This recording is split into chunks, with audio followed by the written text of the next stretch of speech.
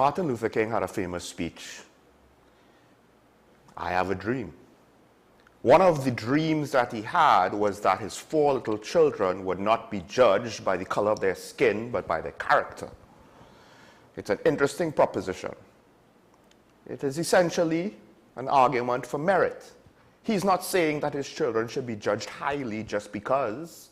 He's saying if his children are of good character, then judge them well, judge them to be good. And if their character falls short, well, that's on them. It's up to them to become good people of good character. And I think the principle there is not just with regards to racism, which was one of the principal things that he had to fight in his time. It was a different time than now, even though some might make us think it is not so much different. And even though here in TNT we don't have the same dynamics, and yet somehow some of those things in a similar way rear their ugly head every now and then, particularly in politics, in our political environment. But ironically, I'm not necessarily going to just go to the low-hanging fruit with regards to this quote. One would apply it with regards to the racial divide that we have in our politics. But to some extent, it goes even beyond that. Because you see, I have a dream that here in Trinidad and Tobago, our politicians will be judged by their character, by their merits, instead of the color of the jersey they wear. Because right now, political parties probably do not want any scenario that would lead to candidates becoming popular based on their individual merits. Because if that was to happen, then their whole system of control, whether intentional or unintentional, whether conscious or subconscious, would fall apart. Because right now we don't vote for candidates, we vote for the party. We judge people by the color of their jersey, and then we complain about the results. And one of the things I regret yesterday, I did not have enough time to then make a response to Dr. Mayhew's response with regards to, of course, he defended his party and he threw shade at the other party. Basically saying, we will do better, they are bad. And pushing back against the notions that all politicians, to some extent or the other, are quite similar. And there were a lot of things that I wanted to get out, and this is the one that I failed to get out, to challenge him on that. To some extent, results say we see some of the same issues, some of the same feelings, regardless of if it's red or yellow.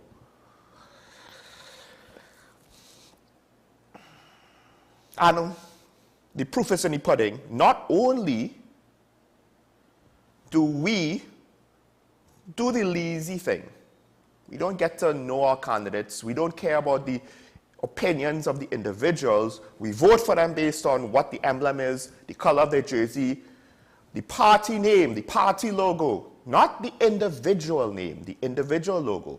We vote for them based on merit of a party, of what it did, most of the time with different membership, many of whom are no longer there to continue whatever work they did in the past, and somehow that's supposed to translate to this crop.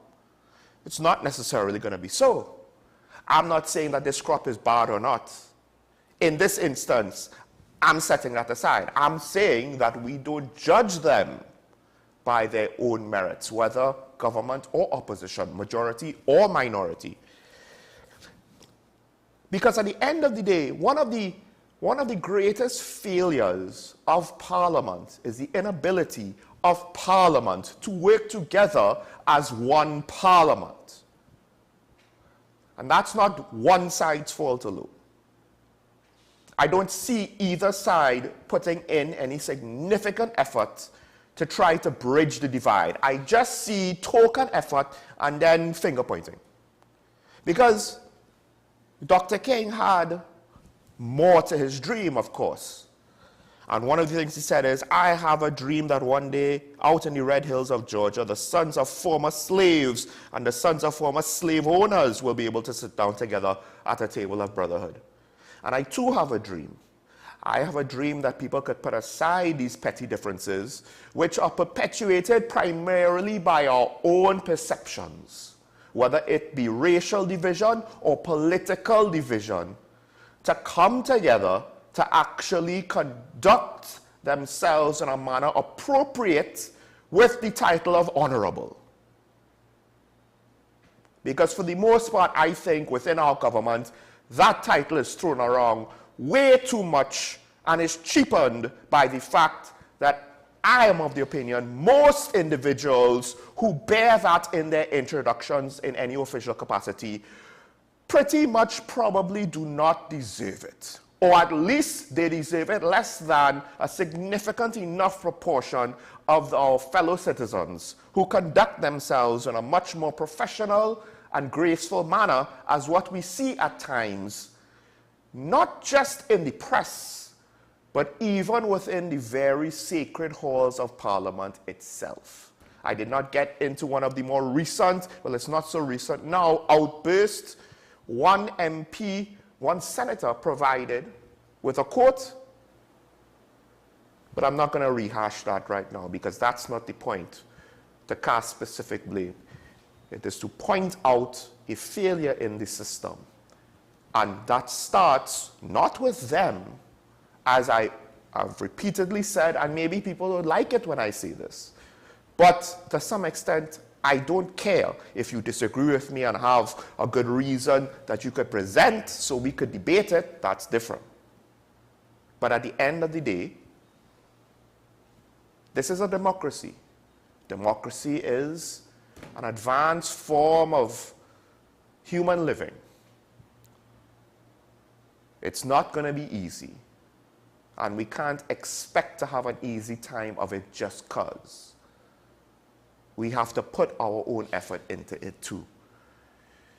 And more we see the consequences of not.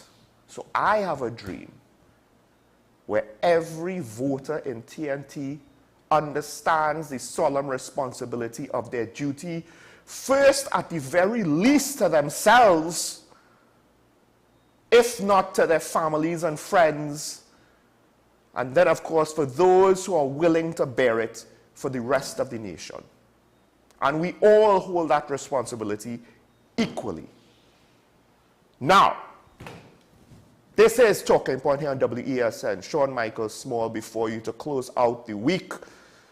Some interesting things happened, and I feel as though it's deja vu. Groundhog Day happened yesterday. I'm very confused. What am I speaking about? Well, we'll get into the press conference that was and more with today's Daily Review.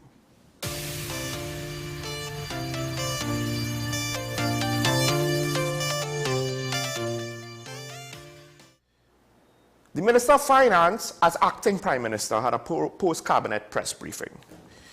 I found it curious. Technically, it was correct when he was referred to as acting Prime Minister. I guess protocol demanded of it. I found it somewhat silly because as far as I know, this might be, at least for me, the first press conference I have seen, a post-cabinet press conference that was not led by the actual substantive Prime Minister, Dr. Keith Rowley himself, who is away, hence why Minister Imbert is now acting Prime Minister. And this was another attempt, basically, in what has been ironically a campaign to try to defend their positions amidst claims of a media campaign against them, to defend the entire situation, I guess you could say, that has evolved from what started off as a difference of opinion, I guess you could say, between the Minister and the Auditor General. So, in this defense, the Minister has, for the most part, continued his side of the story, his version, which is, we contacted the Auditor General, and he offered the fact that the Auditor General wrote back and said, recall the accounts and give us the amended accounts. And then he makes the claims that there were difficulties to send it, etc., etc., etc. But at no time was anything post-dated. Was anything sent? The amended accounts that was sent was not sent with a form of declaration that was dated January the 31st. Because all of these things, basically, the significant bulk of the issues, of the details that are questioned, that are debated between him and the Auditor General, between him and the lawyers of the Auditor General, to be more precise, happened after the deadline. And what's interesting is, the minister revealed something that might be the clue to explain it. Of course, we don't know. We don't know if this is the entirety of it, but it might be a clue to explain what actually happened, in which he admitted to a second mistake. So we have a clip of this to try to get to what is it he's talking about. What is the second mistake? Because the first mistake was, well, you know, the revenue was underreported. And now the second mistake might be why the Auditor General perceived the communication the way that she has. Let's roll the clip. What happened is that between the beginning of April and the 16th of April, the public servants were attempting to deliver the documents to the Auditor General's department with the corrections of the error that had been made. And they were unable to do so. So they tried all sorts of different means. They tried physically delivering it. They were unable to do so. They tried sending it by email. That didn't work. So they sent the documents via TT Post. And in those documents, as I've said, there were a number of different documents. Some were dated the 5th of April, some were dated the 8th of April, and in that pile of documents was a copy of the original certification dated January 31st, okay? But the actual statement of declaration and certification that accompanied the amended public accounts that the Auditor General agreed to receive on the 16th of April 2024 was dated 16th of April 2024. So I go to my last line. The original statement of declaration dated January 31st was inadvertently sent.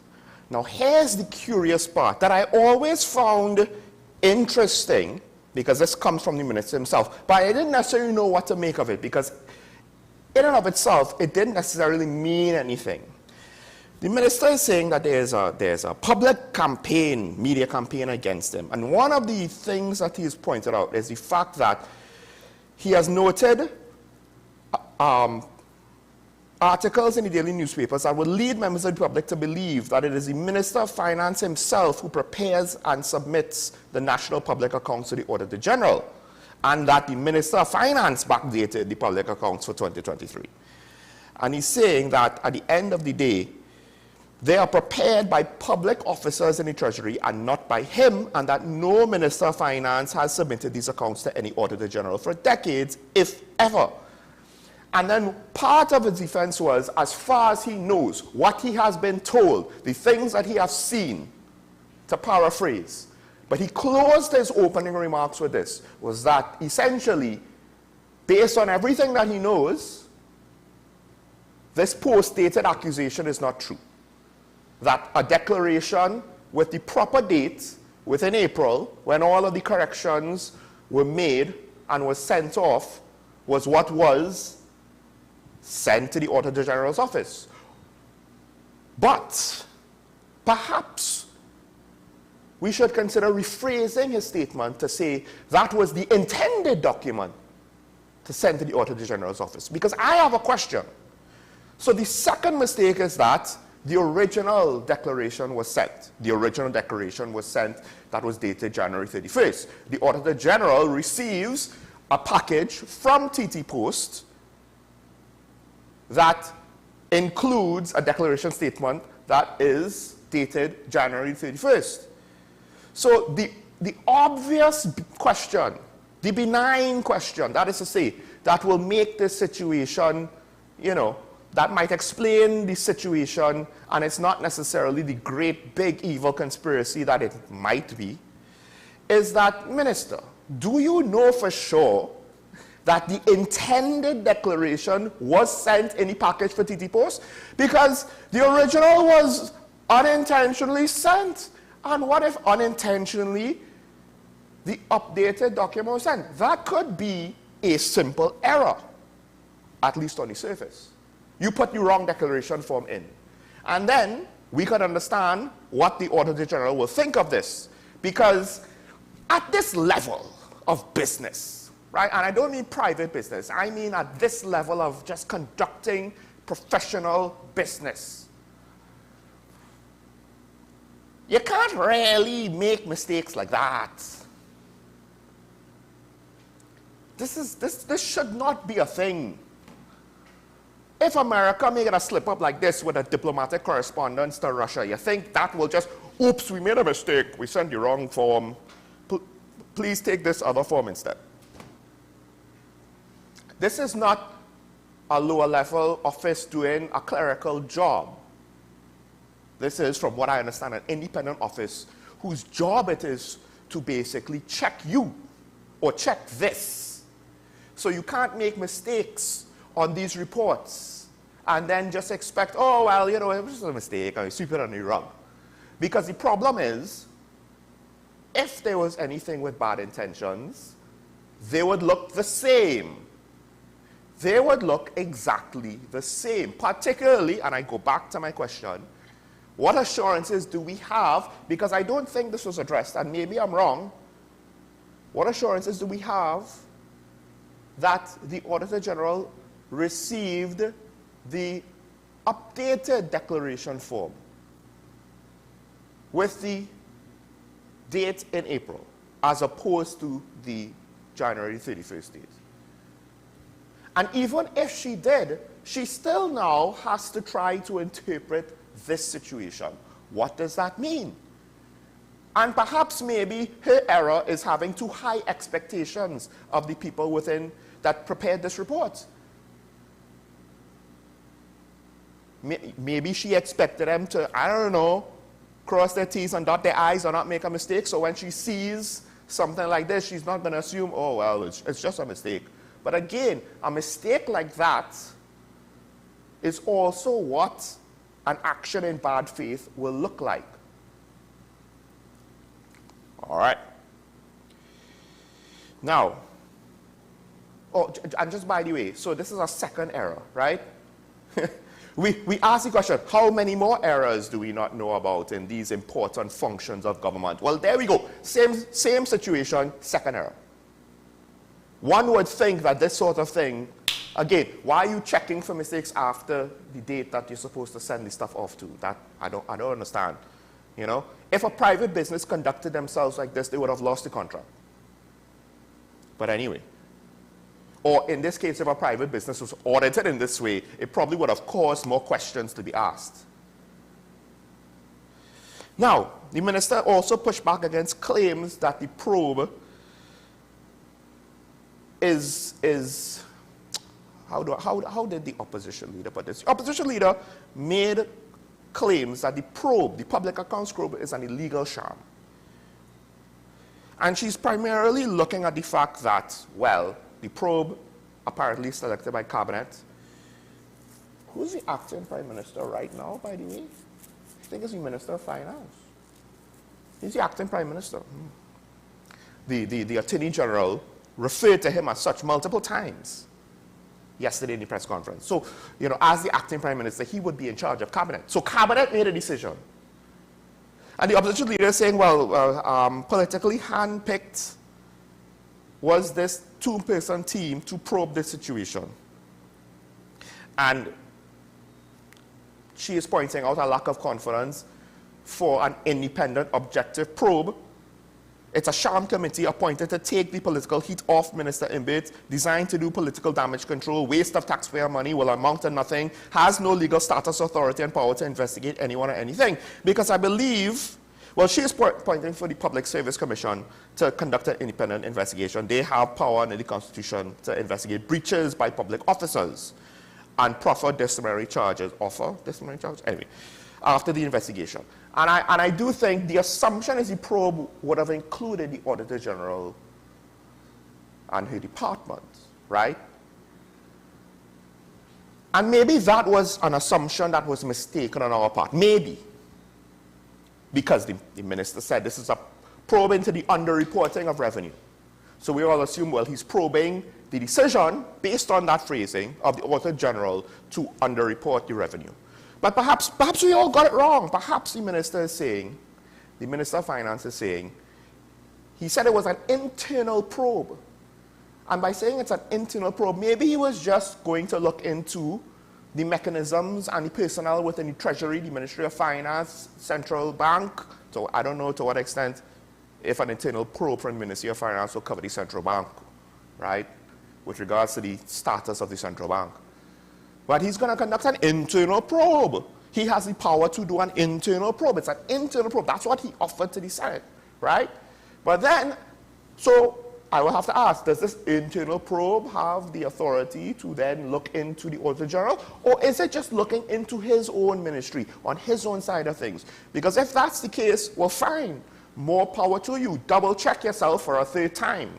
Well, check the numbers for a third time. Double check yourself for a second time. I don't know if anybody will actually believe that, but just based on the literal English of the statements, that's what it seems to be. And if that, like I said, if that's the case, if this probe is not including the Auditor General's office, which from what I understand, everything that I could read says independent. Now it says department, and maybe I'm wrong, maybe I'm totally wrong and I just missed something very obvious that it's a department of the Ministry of Finance, but everything I've read says independent. Appointed office, independent, blah, blah, blah. Which means that an internal probe should not have the authority to look into an independent office. Right? The DPP's office is technically part of the Ministry of Legal Affairs and the Attorney General's ministry. So, you know, I don't know what the specific arrangements is, blah, blah, blah, blah, blah, right? And to some extent now, when asked with regards to payments, the AG said, well, certain things are before the court, he can't say, so I don't know, I guess we're going to have to just wait on the trial. Maybe the trial, if it is unclear to us, it won't be the first time that official communications and official records, for whatever reason, are not always clear with regards to what things actually are. Don't blame us if we get it wrong. At least, please don't blame me. But if anyone has a correction to make if I am mistaken, feel free to call in later and correct me. Now, let's take a quick break. When we come back, I'll go into the other side of this, my Groundhog Day moment that left me utterly confused. We'll be right back after this.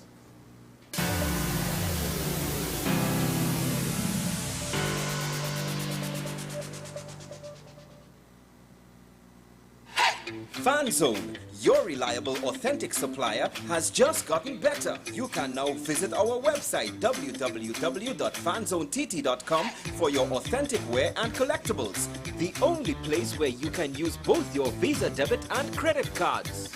Visit our website fanzonett.com to make your purchase today.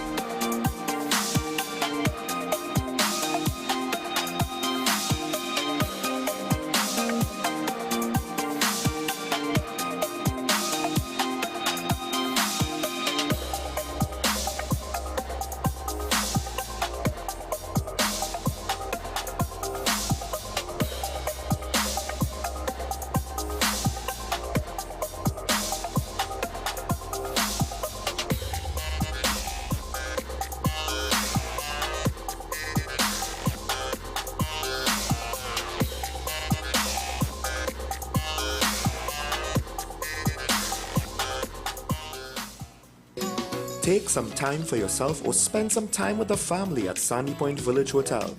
Enjoy our various studio and suite apartments, self-contained with their own kitchenettes and Wi-Fi. We also have our famous 100-foot swimming pool and our beachfront restaurant, the Steak and Lobster Grill. And our location in Crown Point puts us near the center of activity from the nylon pool to the local nightlife. Call us and make your reservations at 639-8533, 389-2378 or email us at sandypointvillagehotel@gmail.com. Coming soon to WESN. Pastor J, I want to get a tattoo.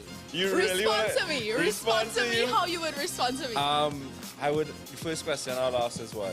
Controversial taboo topics. We get so consumed by church, we forget that we have to live the life of being a Christian outside of the Sunday. Like you say, services. we think going to a service makes us a Christian. Exactly. Yeah, right. So here we are about to hear the second time Pastor J wanted to take a tattoo. Would have been late last year and early this year. Oh gosh. Hope Unfiltered podcast with Pastor J and Ren. Coming soon to WESN.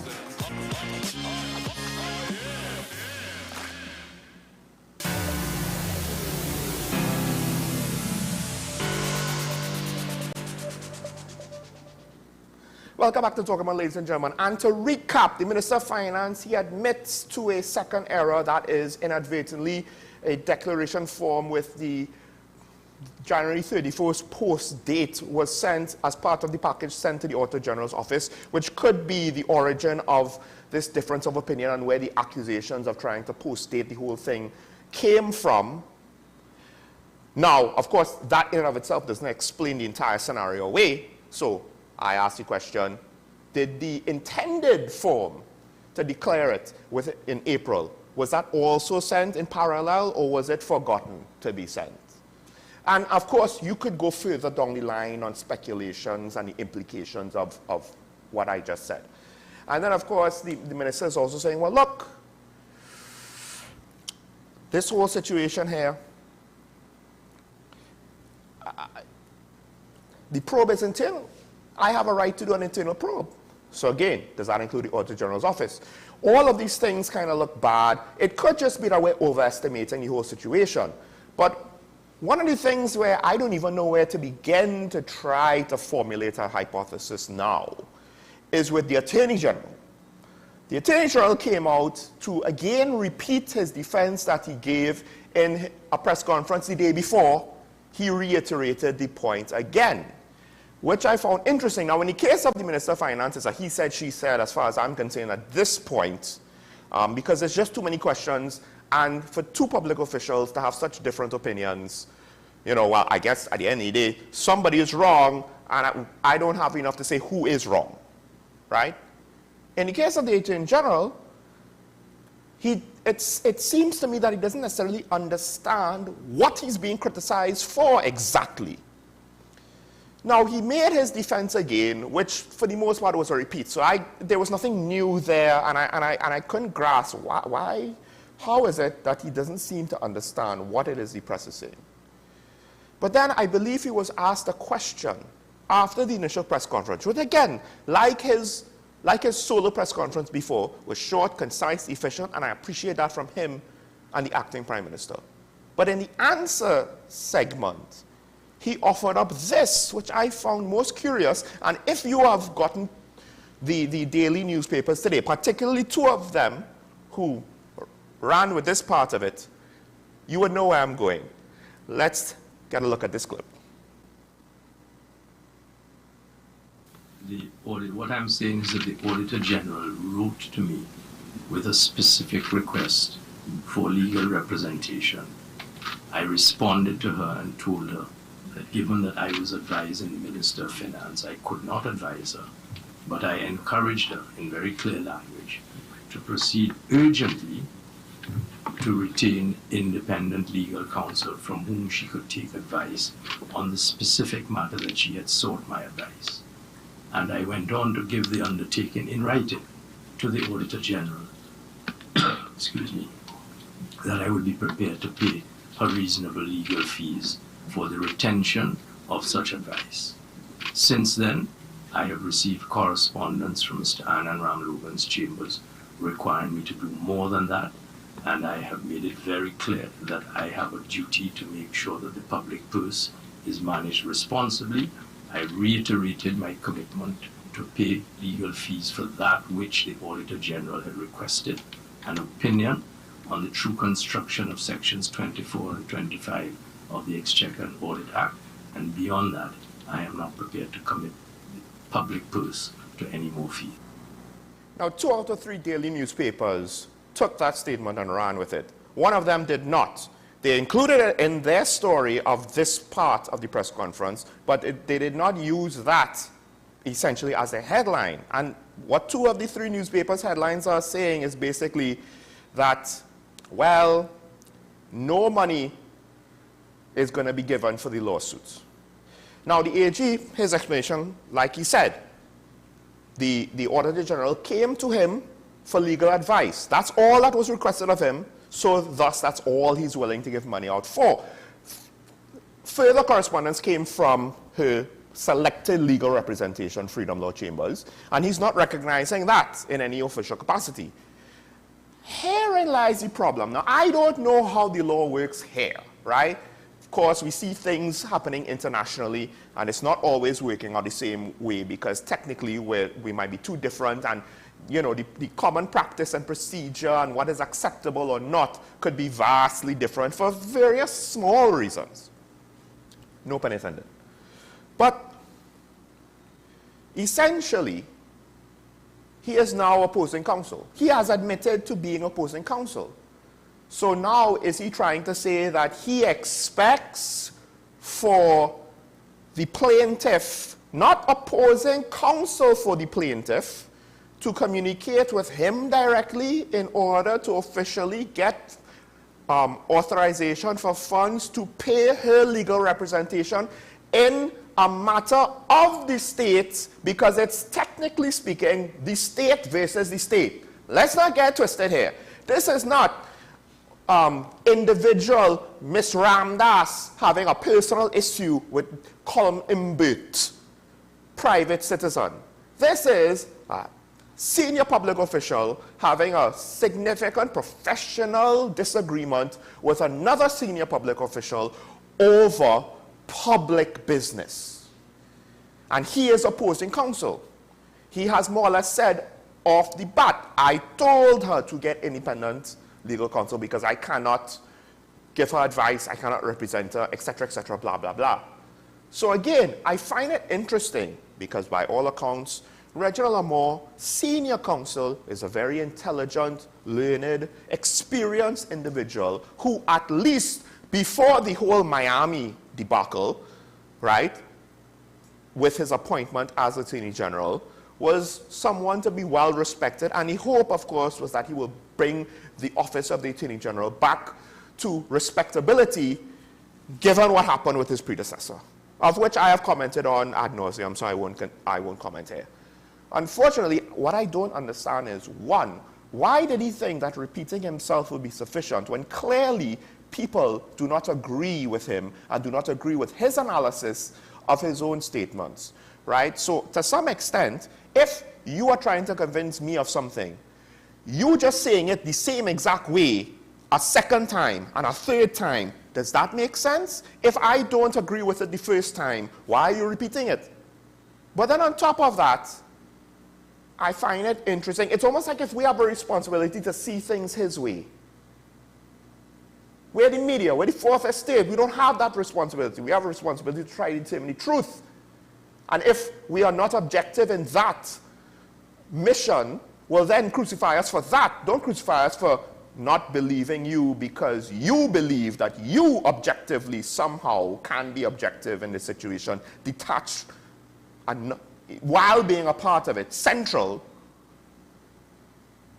will have the be-all and end-all of truth. And then you say that part where no money past that point. You're only authorized for legal advice. You're opposing counsel. How appropriate is it for her to go to you at that point? I don't even know. But more to the point, again, when there is anything that might question a conflict of interest, it doesn't have to be proven to be a conflict of interest. You, sir, are a politician. You're in a political post. I understand that there are a lot of things, because he even answered a question saying that he cannot speculate on things he does not know. And the way how he phrased it, I found it very ironic. It's like, so you're admitting there's a lot to this side of the law, that is the political side, that you're unaware of or that you're incapable of carrying out. Because to some extent, the answer was borderline unacceptable. It was like a cop-out to me. You are a public servant of a very significant office. You cannot just hide behind, well, I don't know. It's your job to have an informed opinion of things of importance. Otherwise, we need to get somebody else to be there. Because you are one of the highest of office holders who at times will be called to kind of ensure the ship stays the correct course. So this whole explanation now, where on a technicality, I get it, but to me it's a technicality. Well, she didn't ask, and I'm not taking her legal representation. I'm not accepting that. I get it. He might technically be correct in this case, folks. But the appearance of it politically is horrible. And no official should ever put themselves in a situation where there's any appearance of a conflict of interest. You have to avoid that as much as possible. As much as possible, because you undermine yourself. That is the reality of a political job. But he's not a politician, folks. He's just a senior counsel that forgot that he was senior counsel when he was opposing counsel over a matter of national importance, said that in a court of Miami, and now we have to wonder, to what extent was that, we have to ask the question, to what extent was that intentional? A lie? I don't know. One would think an experienced, capable, intelligent senior counsel would not have such holes in his memory of such an important fact. Let's take a break. When we come back, we welcome our guests. We're going to switch gears. Energy talk. It's under the surface of all of this, but it might actually be more important than all of this. Stay tuned to talk about on WSN. We'll be right back after this.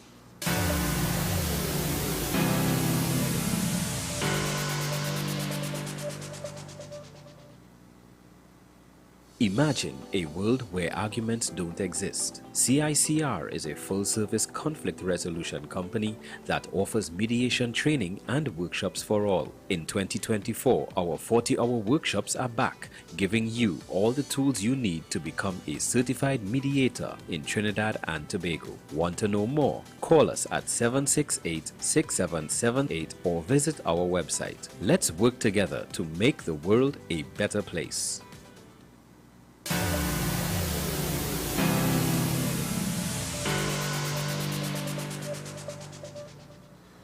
All right, welcome back to Talk About It. Joining me is former Minister of Energy and a principal energy consultant, Kevin Ramnarine, who made comments in the media about preventing future oil spills. We need new legislation. So to talk about that and others, Mr. Ramnarine, thank you for joining me this morning.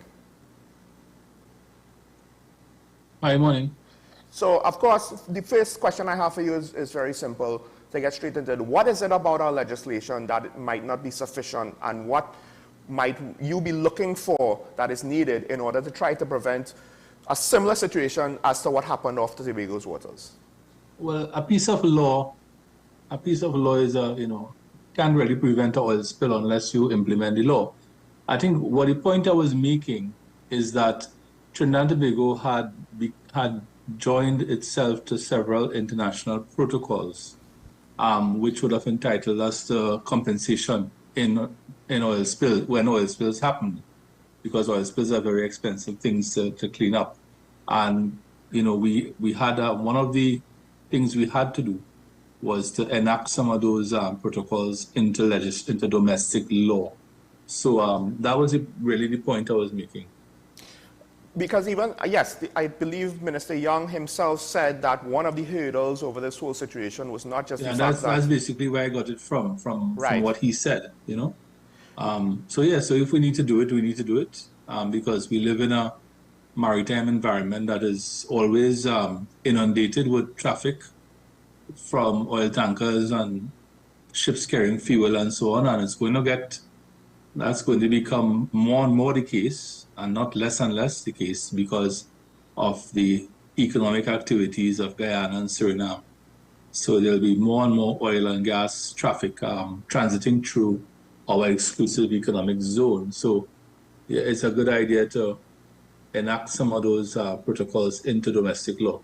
Now, so just to be clear, because some of these things would be basically financial support if something happens, but these don't necessarily speak to the prevention itself. And I would argue we already might, whatever we had in place that could have prevented this, proper patrols, proper, checks and balances, the legal aspect of it to prevent what is believed to be smuggling, that should already be there, correct? Well, we have laws in our statute books to prevent road accidents, and we have police all over the highway, and we still have road accidents. So the point is that there's only so much the law could do. If people are intent on illegal activity and intent on smuggling and so on, there's only so much the law could do. The point is that we have to understand we live in a neighborhood where this sort of illegal smuggling activity is really prevalent. And when I was Minister of Energy, of course, you would recall, if you could recall that far back, that we had a very aggressive program where we were unearthing and we were working with the police and so on, and we were coming up with discoveries of illegal bunkering, illegal exportation of diesel and so on from this country. So it is, I don't think it happens as much from Trinidad again to the region for several reasons, one of which are administrative measures that were put into place by the Ministry of Energy. And the second one would be that the economic opportunity that the arbitrage presented is no longer there because we raised the price of diesel in Trinidad. So the economic incentive for the crime was diminished. But I mean, it is something which is not unique to the region. It's something which, when I was minister, talking to ministers from Egypt and from Iran and so on, it was prevalent in those parts of the world too. Nigeria, of course, is well known for that kind of diesel smuggling and so on. So it is a global concern, and I agree we do have to police our waters, our maritime space more effectively. And that always requires the maritime assets, which may or may not be available from time to time, But it is going to become more out there, is going to become busier. And just based on your experience when you were in the portfolio, it's not as though this is an easy thing to prevent. Well, as I say, it's not an easy thing to prevent. People are intent on committing a crime, But the law, you still have to have the rule of law and the international rule of law. And you still have to have the wherewithal and the assets and so on to police and to oversee this thing, I think the salient point is that our maritime space, our territorial sea, our exclusive economic zone, which are two creatures of international law, and domestic law. Our maritime space is divided into our territorial sea, which is 12 miles from the shoreline, or what they call the high water mark. And then there's, beyond that, it's called the exclusive economic zone, which goes out to about 200 to, I think, 250 miles or something out into the sea. So those are areas where Trinidad and Tobago's maritime assets have to be prominent. And the point I'm making is that we are going to have more traffic in this region, because as Guyana begins to expand economically, you're going to have more and more maritime traffic. And Suriname is going to have, I expect, a similar experience in the next 5 years compared to what Guyana had, or equivalent to what Guyana had in the last 5 years. So this part of the world will become very busy. Our seas will become very busy, and of course the illegal trade, as I pointed out, illegal trade in fuel has been with this region for a long while, and it's a global phenomenon. Do you have any thoughts as to why the legislation that would have gone with the IOPC and their whole convention, why it has not been passed locally? Do you have any idea, or you can't say? No, don't have any information on that right now. The AG's office might be the better place to check for that. Okay. Now, switching gears, the Minister of Energy also had something interesting to say recently with regards to the estimates for energy. 11 more years at current gas usage. He says something that some might view as optimistic, as 20 years if we get Laura and Manatee online. Based on your experience as former Minister of Energy, just for a lot of viewers, your opinion, how dire or not could this declaration be? Because this is the first time I think we've gotten a specific figure. This is the end of the tunnel that we have been kind of talking about. It's a very, so what does that mean mathematically? Does it mean that in the year 2020, 2035, our gas production will suddenly go to zero? I mean, if I'm teaching a class of CXC math students and I ask them that question, does that mean, students, that in the year 2025, we will go from a plateau to zero? And that is what that 11 years seeks to presume. It's presuming. And that's not how gas reserves go. It's a slow decline, it's a tail. So to say that we have 11 more years is both right and wrong. From the point of view of it not collapsing suddenly in 2035 to zero, that is not going to happen. If our gas reserves are to decline, it's going to be a long tail. So we could presumably at some point in time in the future be producing significantly less gas in the year 2050, right? But not at the levels that we're producing at today. So what does all this mean? And in my professional opinion, and as a person who has worked in the industry, not just as minister, but I have actually booked reserves on behalf of multinationals and so on in a prior life. The numbers are purely indicative and purely for the purpose of having an idea of where we are. So the audits are good things. It's a good thing we do the audits. We have been doing these audits since the year 2001. There was a company called Ryder Scott, which I think everybody in Trinidad would remember that name, Ryder Scott. People used to meet me on the street and ask me about the Ryder Scott report. So we no longer have Ryder Scott. We have a company called DeGoyler McNaughton, and they are equally credible, equally well-established international company. So what they've said in a nutshell is that what they call our P1 plus C1, which used to be called the proven reserves of Trinidad and Tobago, is 11.5 trillion cubic feet of gas. And of course, what the ministry did is divide that by the annual consumption. And that's where the figure of 11 years comes. So as I say, that's a very simple, high-level way to look at it. So what does it mean? Within that 11.5 is what is called contingent resources. Contingent resources is one component, and the other component would be reserves. So reserves are things that you can technically and commercially produce. And contingent resources are things which are sub-commercial but technically feasible. So it means that these are reservoirs of gas. This is contingent. These are reservoirs of gas which can be technically produced using known engineering and geological techniques, but cannot be commercially produced because they are uneconomic, or they don't have a contract, or they don't have a project approved for them. So in that 11.5, we don't know, because the ministry hasn't really told us, how much is reserves and how much is contingent.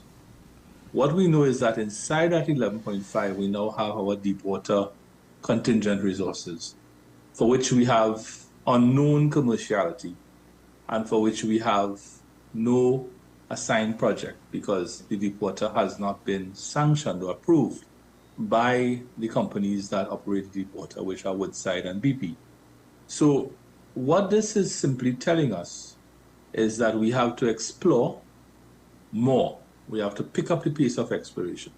We have to pick up the pace at which we award acreage. We have to look at the whole issue of acreage management.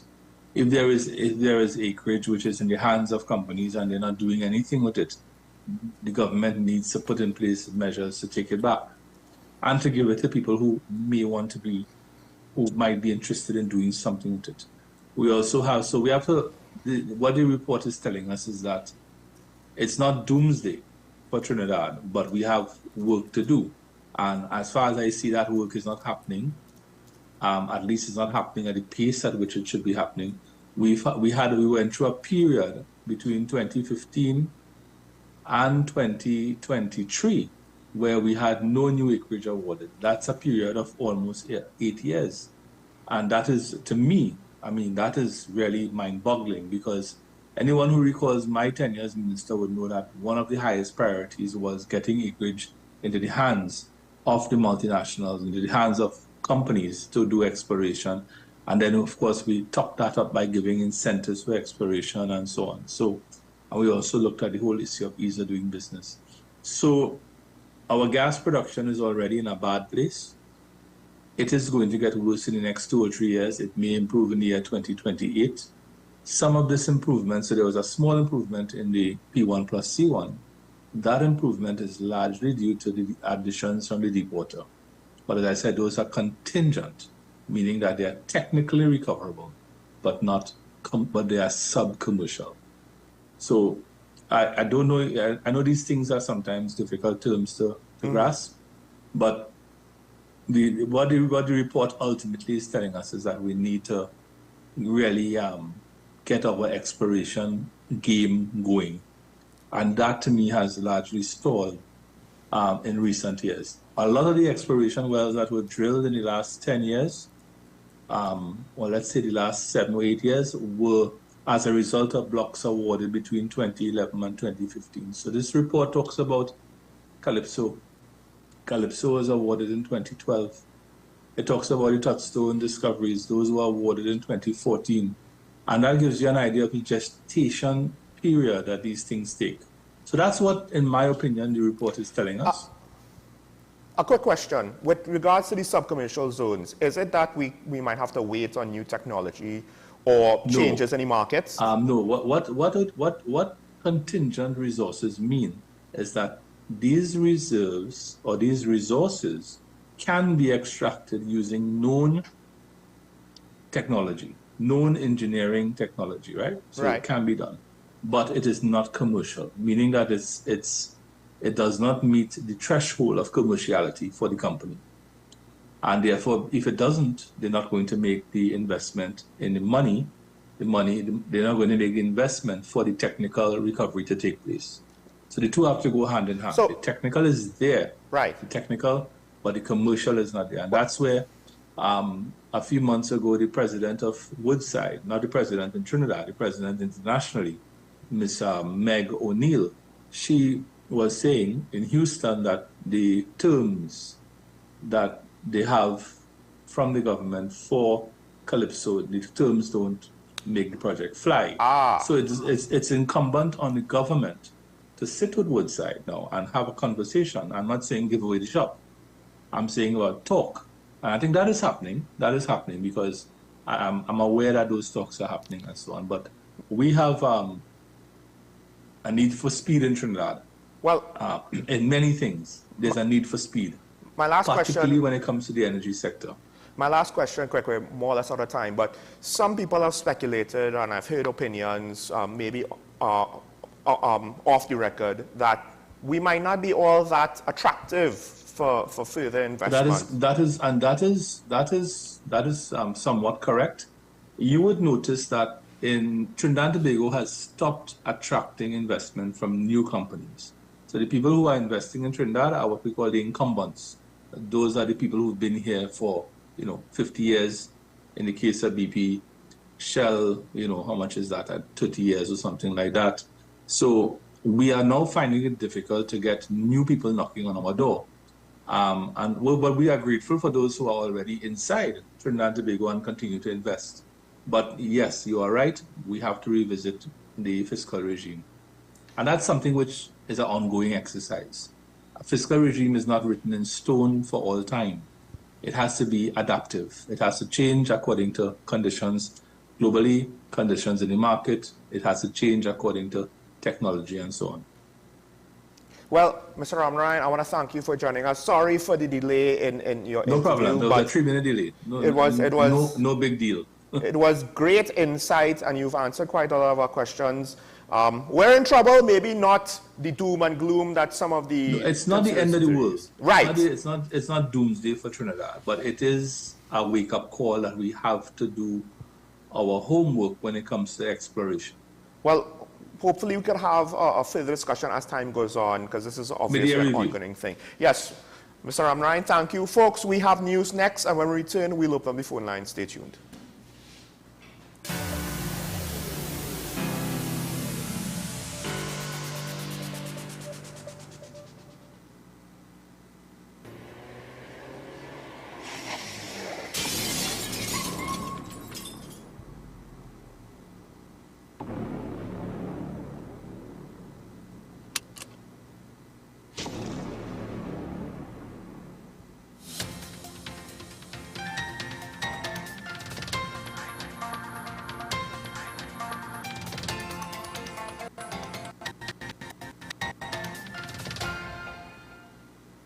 Here is the WESN News on the Hour.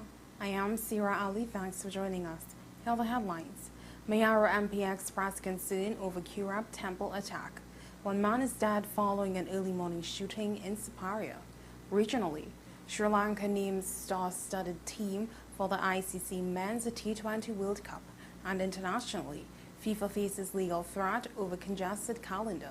Now for the details. Mayaro MP Roshan Paris said, as a society, we must unequivocally condemn the attack on the Kurab temple as a hate crime. In a release this morning, Paris said the recent deliberate destruction of the religious symbols and desecration of sacred spaces cannot be dismissed as mere vandalism or random acts of violence. It is a targeted assault on the Hindu community and an affront to the principles of tolerances and respect that we hold dear in TNT. He believes that the country cannot afford to shy away from labeling attacks on religious spaces of worship as hate crimes. Leroy Cervantes is dead following an early morning shooting in Siparia. The incident also left a second man nursing gunshot wounds. The deceased has been identified as 38-year-old Leroy Cervantes, while the injured man remains unknown. In regional news, all-rounder Wandindu Hasaranga will lead an experienced Sri Lanka outfit for the ICC Men's T20 World Cup 2024. Hasaranga, who was named as the Sri Lanka T20I captain December last year, will lead the team in the ICC Men's T20 World Cup 2024 in West Indies and the USA. Middle-order batter Charit Asalanka has been named as his deputy. Sri Lanka have banked on the experience of veteran Angelo Matthews, who returned to the T20I set up earlier this year in January after the absence of nearly 3 years. This will be Matthews' 6th T20 World Cup appearance, as he was part of Sri Lanka's victorious campaign in 2014.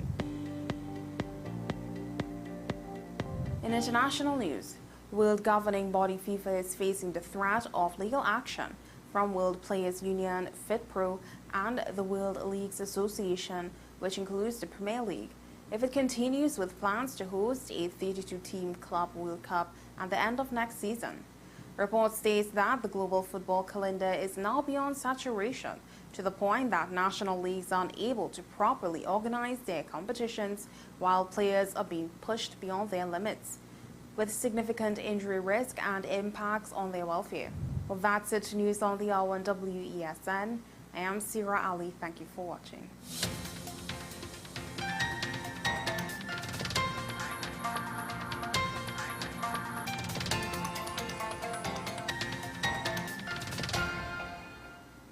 The home of Caribbean content is growing, and we welcome you to be a part of the #1 platform for young personalities who are driven to make a positive impact in society.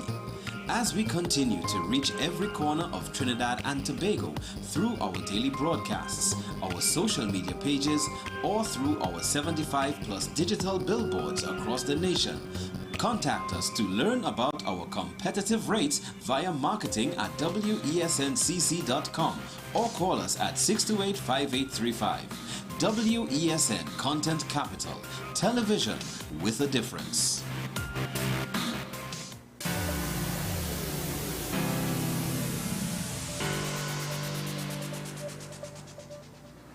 Welcome back to Talking Point, ladies and gentlemen. We just had Kevin Ramarang, former Minister of Energy and Principal Energy Consultant, on with us to speak about something, as some of our callers pointed out, might be even more important than what's going on in the Auditor General's Department. And for the most part, economically speaking, that very much would be correct. One of the things that the former minister pointed out, he himself is a professional in the field and has been working as a consultant with Guyana. He understands the dynamics of the region in real time.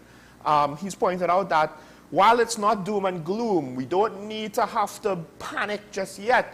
The pace of which new business and exploration and new allotments are being given out, the pace of which we are attracting new investment, we're not attracting new companies to invest, that might be where we should have some concern. And it's something, to some extent, the good lady herself, Karen Nashira, has also pointed out, but it's good for someone with direct experience in the field to give us a bit more insight. We have Diego Martin on the line. We open up the phone lines for you, the viewer. Diego Martin, good morning, you're on the air.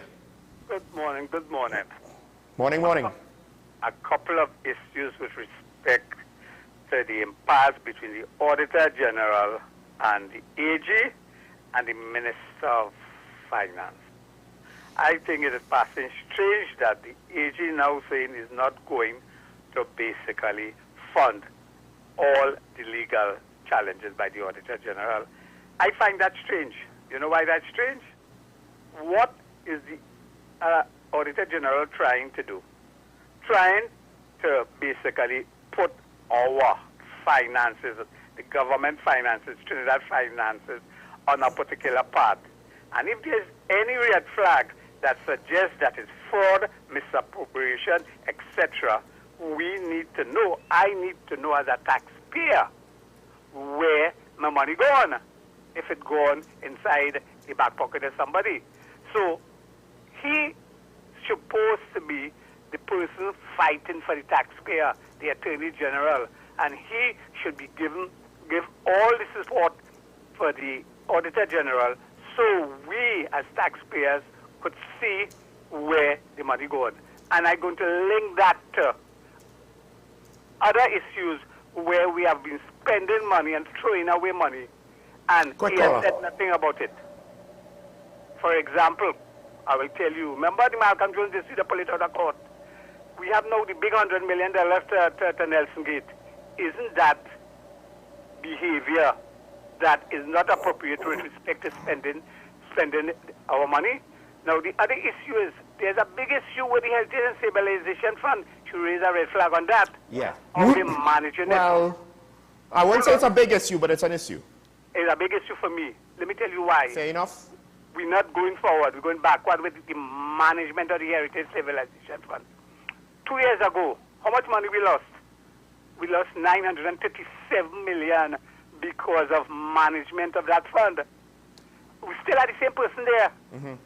Right? We didn't do nothing. Isn't that doing something with our supposedly our taxpayers' money, and we have not done the corrective or the preventive action? We still kept demand there. Now they're putting back some money, and a big red flag is raised about how they're doing it. So that is management again, management of the fund. That is what I'm saying. Well, so if caller, I think that second part is actually more management of the cash flow of the government and not the fund, because the fund was merely to receive it. They can't tell the Minister of Finance and the Treasury when and how they will receive it. But it comes back to management. Well, yes. And you have one person doing that. One person was there managing the $937 million loss, right? We have to agree on that. That is factual. You didn't do him nothing. So for the Attorney General, I don't know if he had a mental episode again, to say he managing taxpayers' money. It doesn't appear so. So I'm hoping that he fund everything. Let this be a transparent issue. So we'll know for a fact that our money has been not misappropriated. We want to know that. Sure is plenty flags, you know. Yeah. All of them red. Accord. Bye. Thank you, caller. Yes, I think the AG is potentially being penny wise and pound foolish, but that remains to be seen. We have a Money line. Good morning, caller. You're on the air. Morning. Morning.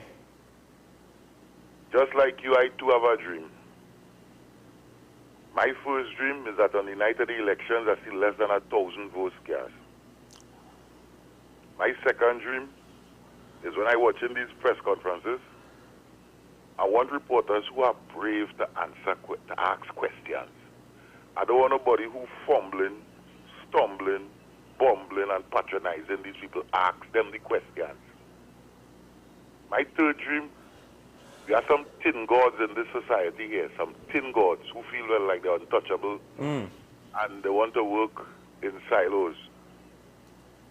The Auditor General, the RHAs, the Judiciary, the Parliament, they don't realize that they're working for us. It's not their money they're spending, it's ours. Now, while listening to everybody talk about this thing here, first thing first, the issue is about revenue, it's not about expenditure. And it's not that the money missing. So it's not corruption, it's not fraud, it's not wastage, it's not malfeasance. Secondly, we're supposed to, in accounting, you have the prudence concept, right? Where you will realize losses in this period. But the profits for this period, you wouldn't realize it because you haven't actually got them as yet. Yeah. So any account that the Auditor General, for me, had to audit could never be correct. Because 4 and 5 months down the road, I sure all know we still have money that we collected from last. But caller, accounts don't necessarily account for actual cash flow, or at least not part of it, right? And then you will have in accounting things to account for the fact of money that you actually have now and money that you're supposed to have for now, but you don't. That is why, let me take... So it's still supposed to balance, is what I'm saying. Right, let me take the Attorney General and the Minister of Finance out of the equation, right? Quick. Shouldn't the head of the Treasury, the head of the BIR, and the Auditor General be working together internally so that when this error is found, they would let her know, well, look, based on the system and the processing of the money, and we're using a new system, this thing didn't come on time, because what the Minister of Finance is saying, he got a different report from the Treasury as opposed to the BIR. That's why he now has to have an internal investigation. I could understand that. Yes. But I find the Auditor General is acting naive. And for me, the Attorney General is a legal hustler. And he should resign. Because the advice that he's supposed to give to the Auditor General is this: Madam, this is internal. Why don't you go back to the heads of these divisions and only work this thing out? But instead now, he's telling her, he's advising the Minister of Finance. What advice are you giving him? What is the matter? I would like him to tell me what is the nature of the advice that he's giving the Minister of Finance.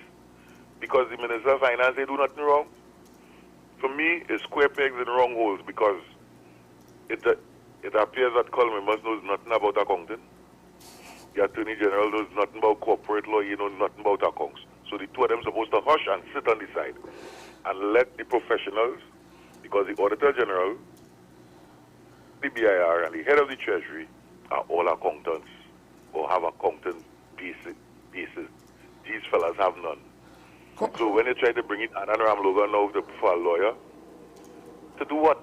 To politicize something, to show that he's a tin god and this is the law and they're not following the law? Who in Trinidad following the law? Have a good day, sir. Caller, that is an interesting take. That is an interesting take. I would love to respond to it. I will after this caller, though. San Fernando has been waiting. Good morning, caller. You're on the air. Good morning, sir. Morning. Starting off by not speaking about what I call about initially. A caller from Diego Martin keeps calling your program and and using tactics to conflate the truth sometimes, which is upsetting. Okay. He spoke about that 900 and plus million in the Heritage and Civilization Fund loss. Yeah. About 2 years ago. That was in a climate of COVID,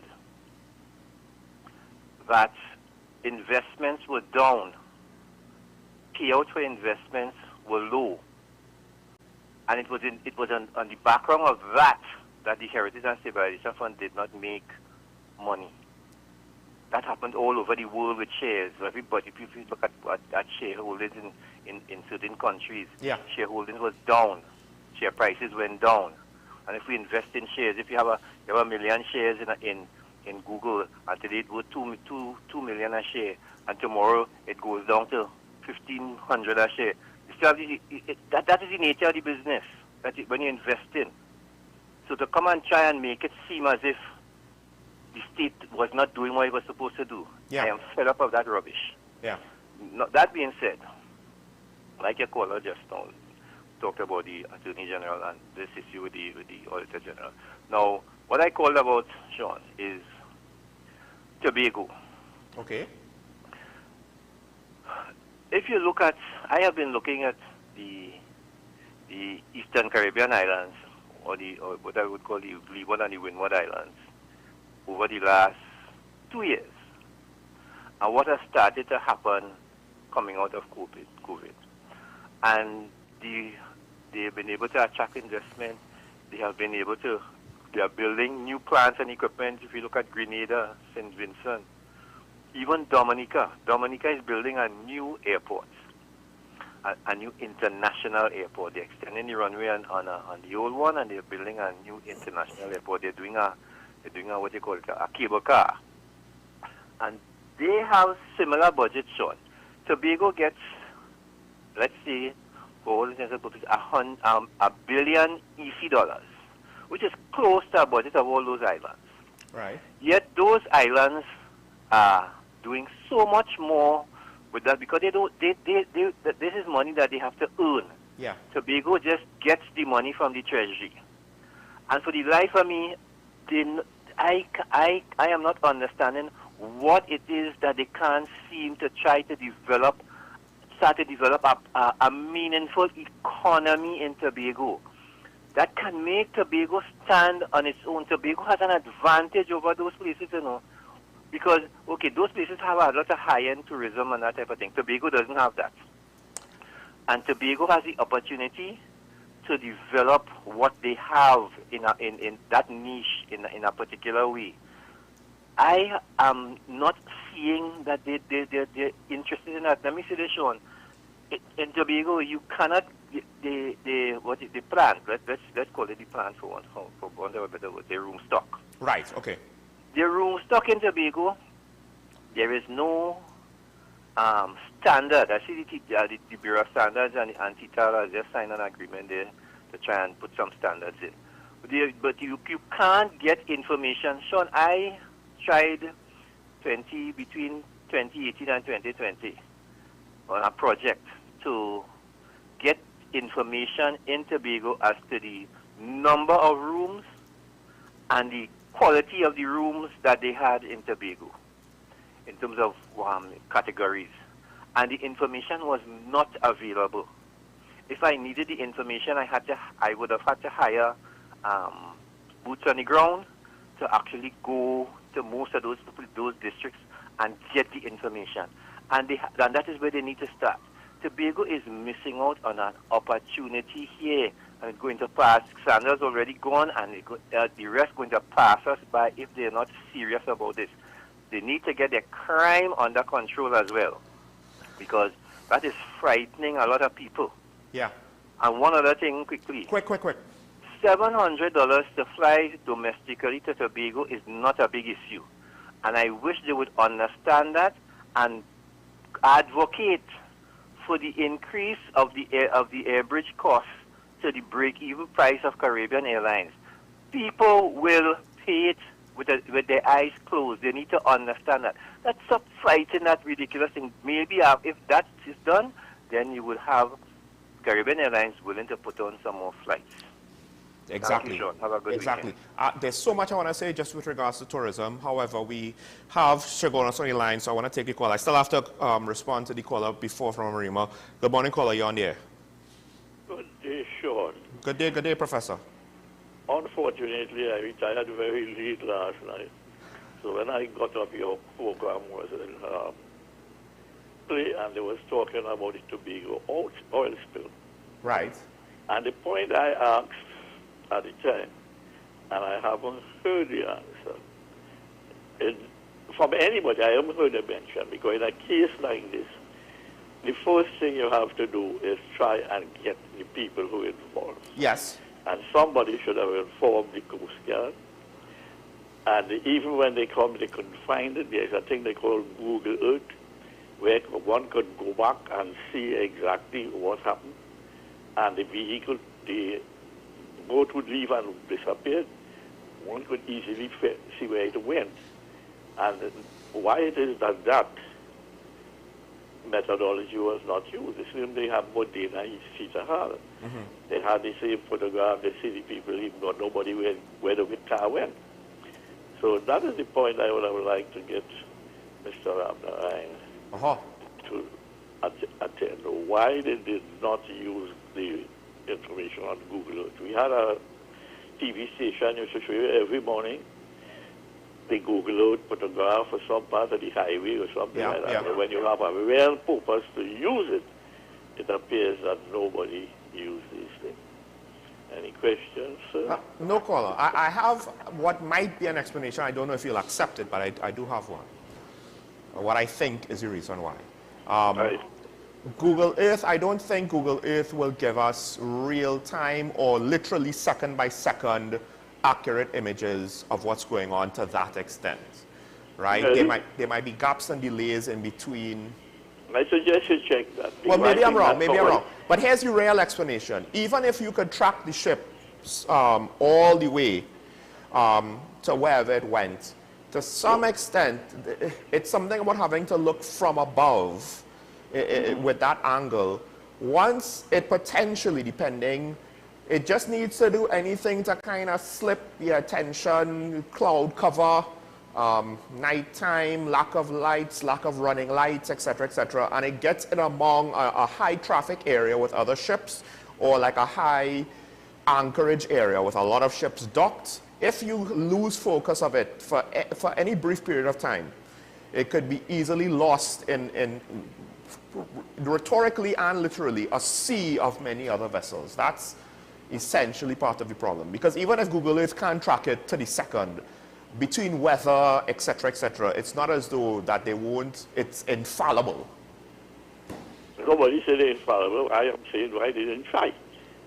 They might have. The government, when Minister Young spoke about the efforts to get compensation from the International Fund, it included the fact that they have a responsibility to work with that committee in order to find the perpetrators, because that's the whole thing. They're not just going to want to pay us and then, this happens again. They want to kind of try to ensure that the people responsible are held to account. I see what you're talking about. So my point is, why they didn't use Google Earth to find out where the boat went? So the minister, we have worked with a satellite imaging company, which may or may not have the same capabilities of Google Earth or better. I don't know. Have to it. You could. I just go up on Google Earth and go backward.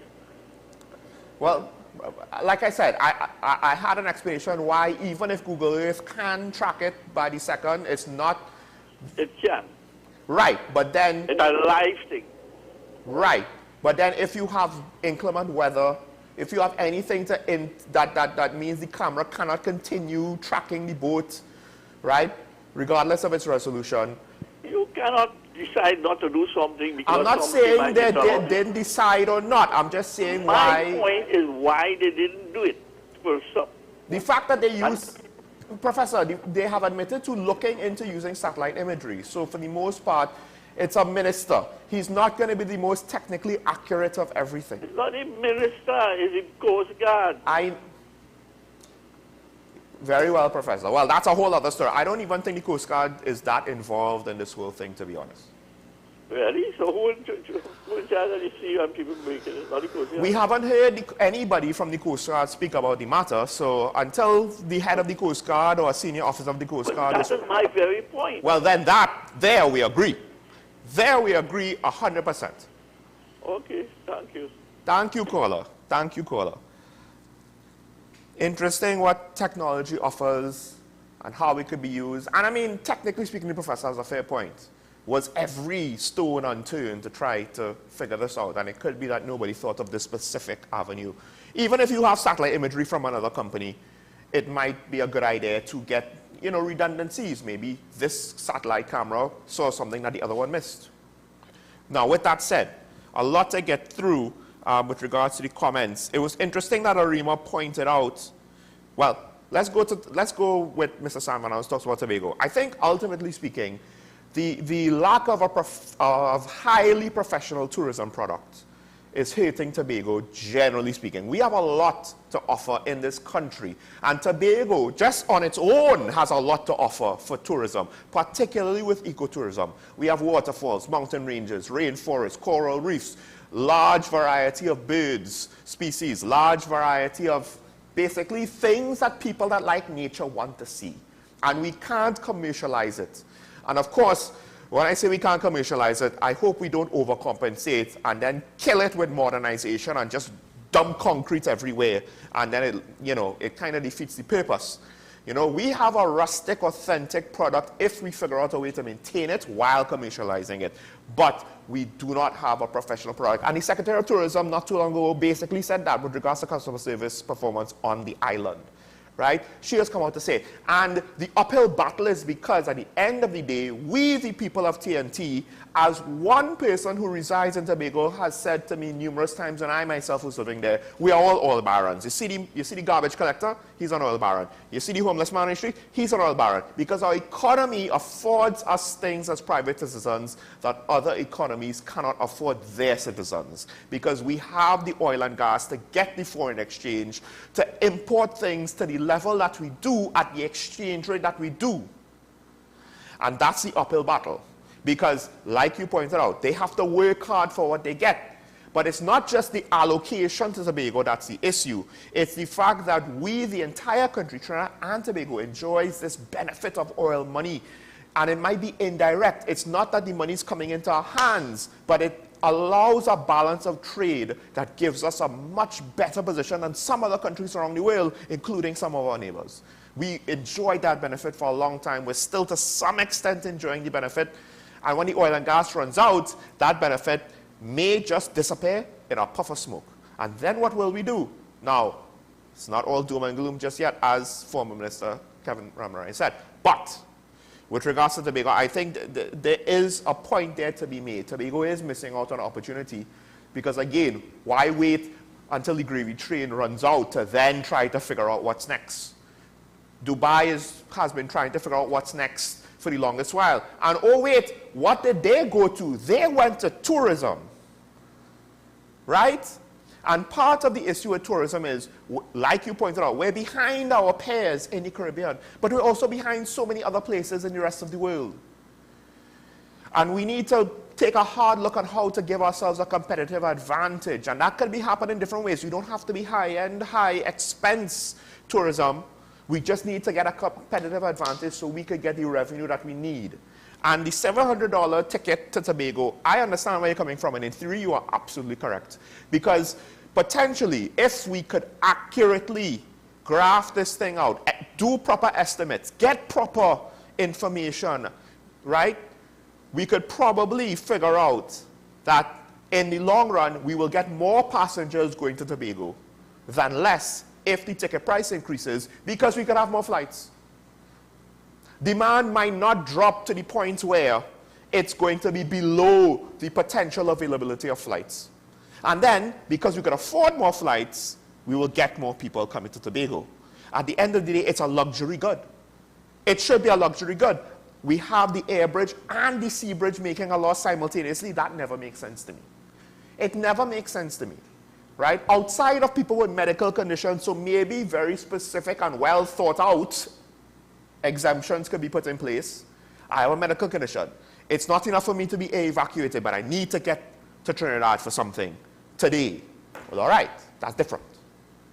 And you know what? If we had more available flights, then emergencies would be easier to deal with because there will be more availability of seats. But economically speaking, the problem is anything that the government touches will look to the social dimension. And the social dimension, for better or worse, does not help with regards to the business of whatever the actual company is doing. And sometimes it's important because we can't price out citizens from something essential. Is flights to Tobago essential when we have a sea bridge? I have taken the ferries. Yes, I don't necessarily like to take ferries all the time, but I did so for a year. For 52 weeks, I was on a ferry.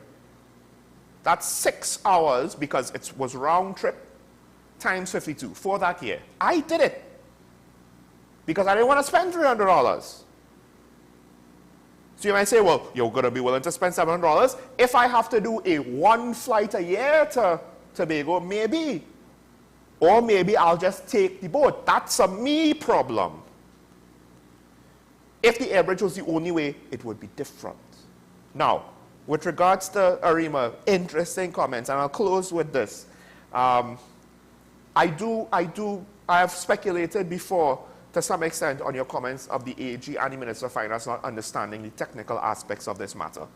I will just say this though. The Minister of Finance and the AG himself, well, the AG made it about expenditure because he basically made it about how much money he's not going to release public funds irresponsibly, to paraphrase, to the Auditor General for things that are not authorized. So he's basically made it about expenditure, right?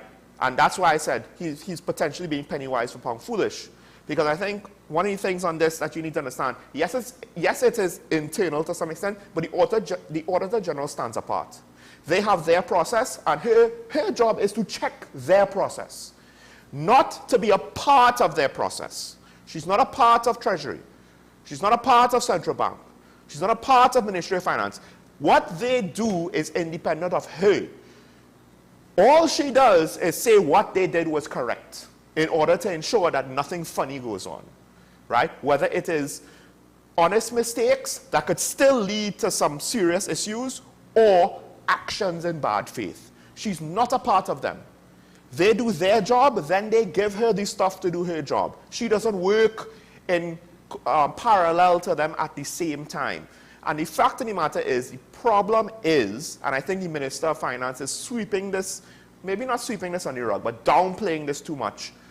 All of the issues stem from correspondence after the legally authorized period to send documents to the Auditor General's office. He said that the Auditor General wrote him to say that they could recall the documents. To be fair, that might be where she could have been mistaken. That might have been where she went wrong and did not have any legal authority to say you can recall the previously sent documents and give us amended documents. So that's an interesting implication of all of this. The Minister of Finance explanation has too many holes in it to just put this to bed simply, and to some extent perhaps you're right. The problem why he is speaking is, for better or worse, he interjected himself into this, whether he should have or not, by taking it to Parliament. And he attempted to put these comments in Parliament because he had to take the report to Parliament by law. When he received them, he takes it to the next sitting of Parliament, which he didn't do that. Instead, what he did was he called for a vote to extend the period to make the reports. Technically speaking, that alone calls up a legal question of if he could do that or not, because the reports were granted to him. So to extend the period means he has to send them back. Does he even have the authority to do that? We don't know, which is why the Auditor General is going to court. There are a lot of legal questions, I'm assuming to some extent, because I don't know everything that is being challenged. But I would imagine, at least of what we do know, she is seeking to have the court settle the matter because basically she's saying, this is my job, and the Minister of Finance is saying, no, this is your job. And she's like, I'm an independent office. You can't tell me what my job is, because anything after January 31st by law probably should not be allowed to be included because that is the cutoff date not set by her, but set in the law that basically has this whole shebang authorized.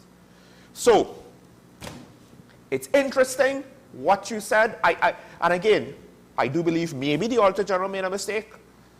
And there might be other areas where she may have made a mistake as well. She's new to the job, only got it in November, although she's been an auditor. This has been her career, right? But this is a different level. We have seen where the current Commissioner of Police got the top job, and that was an interesting example. Oh, by the way, her contract is almost up. We don't know what's going on. And I really hope that they're not going to try to figure out what they're going to do at the last minute, a.k.a. she's no longer Commissioner of Police. We have to have a deputy kind of de facto acting, and legally we're in a no man's land because it's turned the law with regards to treating this whole issue into Swiss cheese. Back to the Auditor General situation, caller, I understand where you're coming from. And I think you've brought up very pertinent questions and pertinent criticisms of everybody involved. And I think that's why, let's take it to the court. I don't have an issue with going to the court. It's not that I want to see person X win and person Y lose. I want the truth. And I'm hoping for the court to give us the truth. Make today a good day, as my co-host always says. And make it a great weekend as well. We can do it if we try. But we must remember our allegiance to the Republic. Thanks to all my callers and my guest, Kevin Ramnarine. We will see you next week. Bye-bye.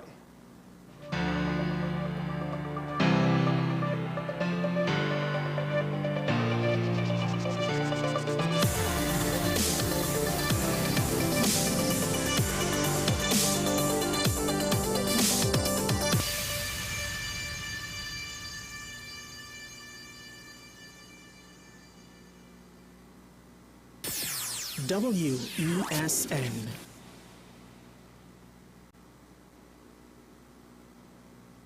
The newest book is here, Closer to the Church, the debut novel by author and former mayor